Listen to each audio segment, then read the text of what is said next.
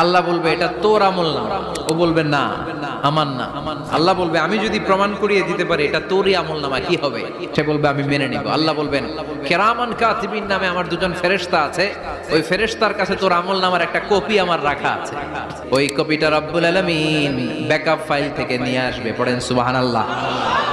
এবার বলবে যে তোর আমল নামার আরেকটা কপি আমার পড়ার দরকার নাই, কেরামান কাতিবিনের ফাইল তোর ফাইল দুইটা মিলা। আল্লাহ ছাড় দেয় কিন্তু ছেড়ে দেয় না। ফেরাউন রে কি দিছিল? ছেড়ে দিছে।